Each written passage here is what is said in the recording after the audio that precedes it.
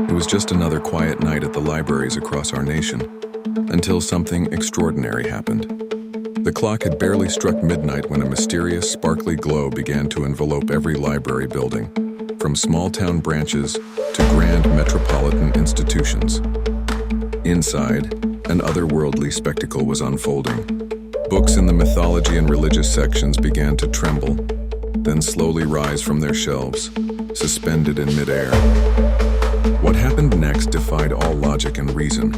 The pages began to flutter, and from them emerged the very characters confined within their bindings for centuries.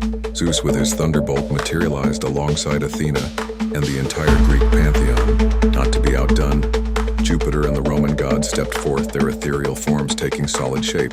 The air grew thick with ancient power as Thor and Odin emerged from Norse tales, while Celtic heroes and deities materialized from their own sacred texts.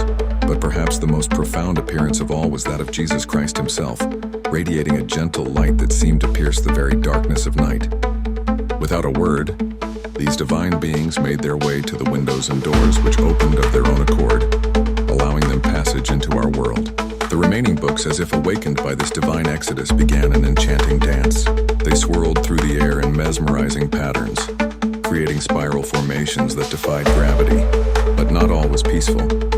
The horror section took a darker turn, their books crashing to the floor, spontaneously combusting in sinister flames. The other books, perhaps sensing danger, sprouted wings like paper birds and took flight through the open windows.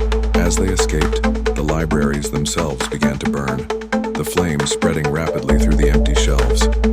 Fire trucks arrived, their sirens piercing the night. And while they managed to contain the inferno, the damage was already done. Miraculously, not a single person was harmed, though the library stood in ruins. But the story doesn't end there. The books that had taken flight found their way to sleeping communities, hovering over dreamers like guardian angels. They merged with people's unconscious minds, weaving their stories into the fabric of human dreams. And so began a new chapter in human history, where the line between fiction and reality blurred, and the stories we once read became the stories we lived. The night the